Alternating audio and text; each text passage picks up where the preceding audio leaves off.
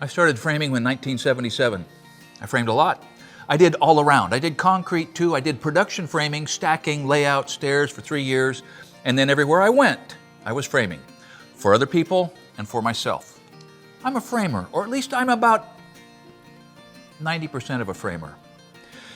If you're thinking about framing, you're thinking about what people visualize as being what carpenters do. And when you get on a framing crew, you're going to realize that they value speed and accuracy. Speed first, accuracy second. Well, I want to give you some tools and some tips and some tricks so that even if you are not the most athletic guy on the site, you're going to be one of the most productive. So if you are drawn to framing, if you can't think of yourself as being anything but a framer, you're wondering, how do I keep up? Or maybe not just how do I keep up, but how do I get to the front of the pack? Well, the first thing is it requires a degree of athleticism. You have to be fit. But you don't have to be Superman. You don't have to be able to do a standing backflip, right?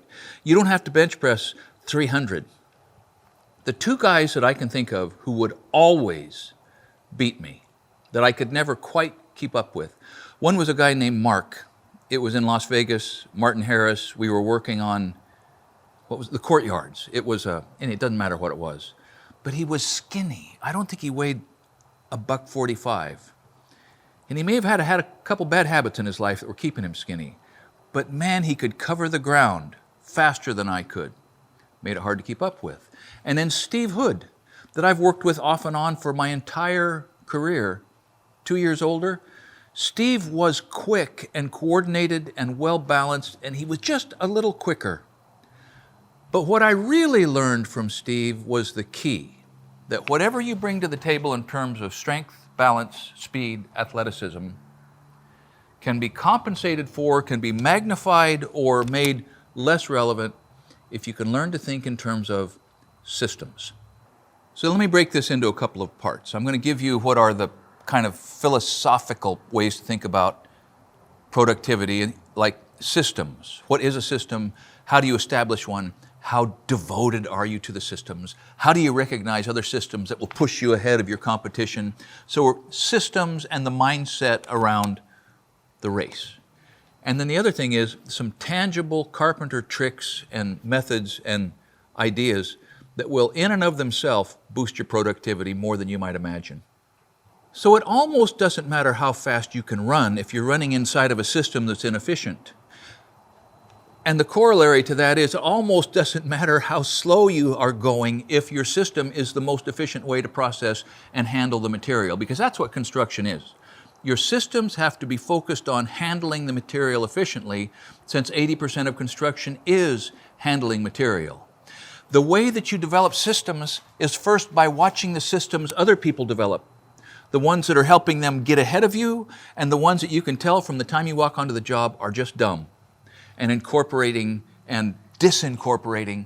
So you have to have the wisdom and the perspective to be able to identify, refine, and adopt systems, the right systems. Then you have to have the discipline to follow the system. I mean, once you've identified what it is that is the best process, don't get distracted. Stay on it and apply that process to more situations than just the one, perhaps. So identification, development, and discipline to hang with it. Right on the heels of the discipline to hang with it is the reality that it's not the system that matters, it's the output. And so you have to have the mental freedom and maturity to step back from your system. Say, wait a minute, this is not the best right here, right now. And be able to uncouple from what has been pulling you along so successfully and keeping you ahead of almost everybody else in order to say, wait, I need to experiment, I need to adapt, I need to encourage other people to either participate in my system or I participate in theirs so that the global system is productive. The temptation there is to think, well, if I'm just participating in their system, I don't get the recognition.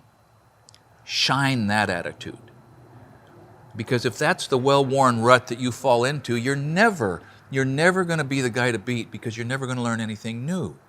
Okay, you may have heard me talk about this, but in developing and refining and improving and speeding up your systems in order to catch up to the guy who's more of an athlete, You have to think about, if it's not automatic for you, if you can't already do this, then think about how can I start suspending a problem in my brain and rotating it. So I'm looking at it from every possible angle. Instead of just rotating it enough to see one way that will work and then only looking at it in that way. What I'm talking about here is softening the grip of confirmation bias on how you're doing your work. The most effective people are only committed to the way they do things until they figure out or are shown a better way. Now, all of this, and don't discount this just because I'm talking like we're in church, because this can begin to have almost a religious fervor about it when you love to produce work. And the additional incentive is if I beat everybody else or everybody except the one guy, maybe I'll get a raise. But you've got to recognize that even in the policies and procedures that you set for yourself, rules and policies are for the strict adherence of fools and the guidance of wise men. So learn to be that wise man. Because maybe the guy that's most athletic, whose taillights you can't quite keep in view, has tied his own hands because he can't visualize any other way, and you'll figure out a way that'll beat him. Okay, systems. Some of this is painfully obvious. But Steve Hood pulled ahead of me one day because I was picking up a stud, crowning it, putting it down, nailing it in. He crowned all the studs to the end of the wall, turned around and nailed them all the way back. He got ahead of me. On another day, I was watching another guy. He was an old, kind of a juiced out hippie with a 32-ounce Vaughn. And he paused, he pulled out a big handful of 16s. He had the studs all crowned, and he turned all the heads up. And I thought, well, that's dumb. You should be able to spin those heads in your hand. And then he proceeded to bend over and tap, set, tap, set, tap, set, tap, set, and never straightened up. His system of orienting all of the heads of the nails ahead of time was faster than my system of turning the nails as I went. So I practiced that, but I never got as good as he did. Okay, under the broad general category of systems, here are some carpentry tricks that'll put you ahead of the competition. And usually the competition are people that are too thick to adopt a better way. Systems. I went to work in the tracts, pieceworking. Came away from union commercial work, working for Martin Harris, because I heard the boys were making money. And so when you go into the tracts, you start sheeting roofs, okay? Because you can't get in too much trouble sheeting a roof by yourself. And the superintendent can get a handle on whether or not you can understand the language. So I was sheeting roofs by myself, and there was a guy working across the street by himself stacking a roof. And about a week later, it was John Urban. He came over. I was 3 or 4 or 5 roofs down the line, and he wanted to partner up. He watched me work. He decided that we could partner, and we were going to be doing layout, stairs, and stack. Stack is the roof, cutting the rafters, putting them up, rolling the trusses, putting in the backing, the blocking. That's stack. Nail guns were now, by then, ubiquitous. This was 1983 or 4.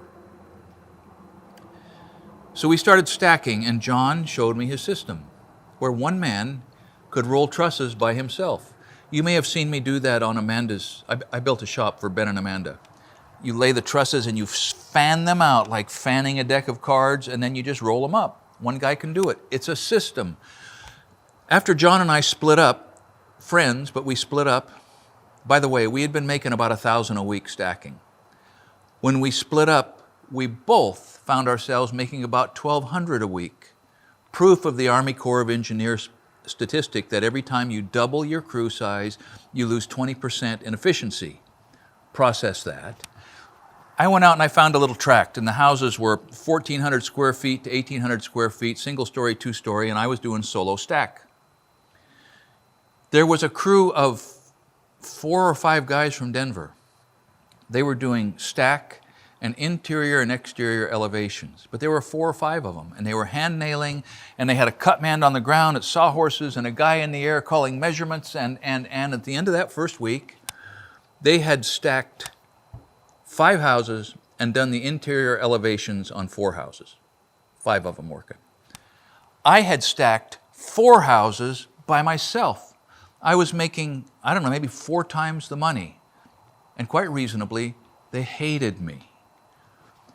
They could have equally reasonably adopted my system, crowded me off the job by simply burying me with productivity, but instead, they were convinced their way was better. All right, now down to some carpenter tricks. There's a doctrine of anti-tape. And the doctrine of anti-tape is closely related to the doctrine of anti-square. It's this: a tape measure and a square is a wonderful tool. Sometimes you've got to have it, but you don't have to have it all the time. More often than not, you can throw the board down, butt it up to where it's going, make a mark, take your saw, and use a drop saw technique to chop it off square, and it'll drop in. And you left your tape in your pocket, and you didn't get out your square, and you didn't take much time with the pencil. You can pick up time like that. And if you practice, the cut will be just as good, sometimes better. That's closely related to scribing. Even an angle. You can throw a piece in, throw a gauge block on, and scribe an angle. I showed that in a little video we did. I built a little garden shed for my boy down in Mesa. That usually a gauge block can be employed to jig and gauge and scribe way faster than measuring, marking, and squaring. Now, not all the time, but think about it and look for opportunities to use that. The next item is cutting in place. Now, those guys from Colorado had a man on the ground with a bunk of lumber and a tape measure and a square and a saw, and boom, boom, boom, square, cut, throw. Yes. Unless you can put the board in place, nail it down, and then cut it off. There are plenty of opportunities where you can do that. For instance, rafter tails. Maybe that's obvious, and maybe it's not. But snapping a line along the ends of blocks or joists or rafters or fill in the blank, decking boards on a deck, throw them down, let them run wild, snap the line, chop them off, is way faster than individual cutting, squaring, and individual measuring, squaring, and cutting.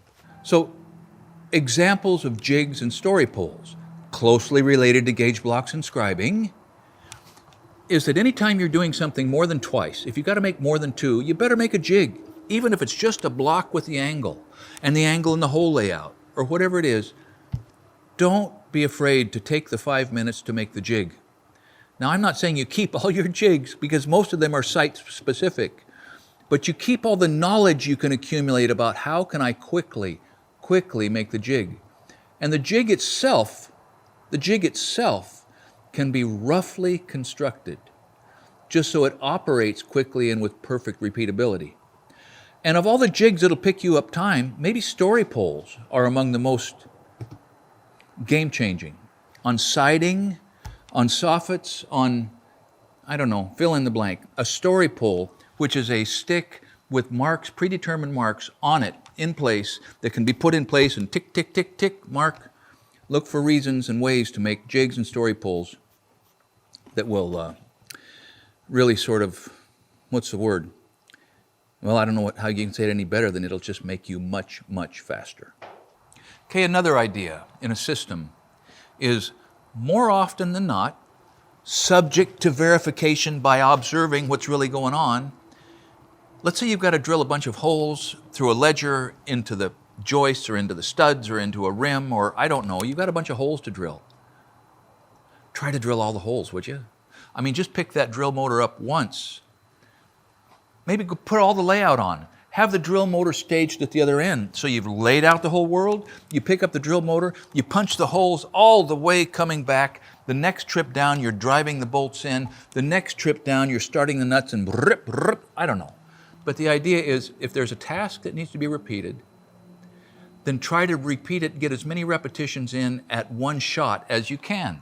Usually, that's going to catch you up with that athlete that's just out in front of you that you just can't quite match. You adopt some of these things and you're going to match him. The next couple of items, and Will Halliday talks about this a lot in his book, From the Top Plates Up, is gang cutting. I mean, it's fine to cut a template and put it on a board and mark it and cut it and move it and put it on, but it's also fine to stack those boards up with the crowns in one direction, and then cut them all at once, or at least make a cut that marks them all at once. Gang cutting is a wonderful thing. Larry Hahn was all about that. He was also all about cutting in place. Larry Hahn was all about efficiency in motion. Now, but you say, well, it doesn't fit as nice. Well, maybe, but then part of your system has to be a perfect understanding of allowable tolerances. This is going to catch you up with the man in front too. And not just because you rationalize sloppy work, but because you understand when it needs to be perfect, when it needs to be good, and when it doesn't matter. You plug that into your system, and now your system picks you up productivity and closes that gap. Allowable tolerances is a big deal. So allowable tolerances. Allowable tolerances change. They change according to the job that you're on, the kind of work you're doing. They change according to your mindset as an individual and what it takes for you to have satisfaction in your work. I went from earlier in my life probably being too sloppy because the only thing keeping the wolf off of the doorstep was how much work I could produce. I made some transitions to where later, as many people had told me, when you get older, you'll slow down. What they didn't tell me was when you get older, you're going to take more satisfaction in doing better work. Now, there is a space for a young man who can go fast to develop a gear where he can slow down. And whether or not you slow down or not is entirely predicated on what the desire is of the person's name who is on the bottom of your paycheck, okay? And that knife cuts both ways. Whoever is signing your check may, darn it, expect you to be fast and rough. So then you're fast and rough until you burn out on the job and go somewhere else. Often the guys who expect you to be fast and rough also don't expect to have to pay you much. So those relationships are usually short. It could be that the person who signs your check, doggone it, wants it perfect. And he expects it to be done in the right amount of time. And that's the guy you should be working for. Because anybody can do perfect work if you give them enough time and enough material. But the essence of craftsmanship is to be able to get the right tolerance in the right amount of time using the right amount of material. That's your goal. And at some point, that becomes more important than simply staying 1 foot ahead of the fast guy. So wrapping this up, the two guys that I mentioned, Mark and Steve Hood, framers extraordinaire, their bags were light. They were racing saddles, okay? I tended to carry more tools. That was a mistake when I was just framing. But as I think about it, my bags were lighter then too. It was when I went to work in commercial concrete that I went with Occidental bags with all the tools because concrete forms require more gear. It's heavier, you're in the dirt. But get rid of anything you don't have to carry, moment by moment. Ounces matter. Be to work early, because I don't care how fast you are. If you're 20 minutes late, you're behind. And if you're 10 minutes early, you're ahead. And you can keep that head start at least till lunch before he catches up with you. And then the other thing is, the time to not be in a hurry is to blast off the job. You don't leave the job until the time to leave the job, and if all the tools are picked up. That's part of being the most productive man. So, dress for the job. Don't be the first to start the brake and the last to stand up. Make sure your car is going to get you there. Respect the people you work with. Don't let them intimidate just because you're new or because you don't feel you're all that. You just steal with your eyes. Whatever they're doing, you learn to do, and then you learn how to do it a little bit better. And then you don't become proud about that. You don't rub anybody's nose in it. You look for an opportunity to pass it on, pay it forward. When you have responsibility and the plans are under your arm, let everybody see the plans. We've got a video about how to be a good job foreman. And we talk about these things on Shop Talk. Shop Talk is the twice a month Zoom meeting that the guys that are part of the Essential Craftsman Academy have. Nate and I sit down with them. We talk about everything from soup to nuts. We see everything they're building. We all answer each other's questions. There's expertise in so many fields. If you're interested in that, if that sounds like it's something of value along with all the courses and everything else we have in there, check it out. Because like we've already talked about until you're sick of hearing it, the way to beat the guy in front of you is to learn more than he's learned. We all believe in that. Some of us even do it. Thanks for watching Essential Craftsman, and keep up the good work.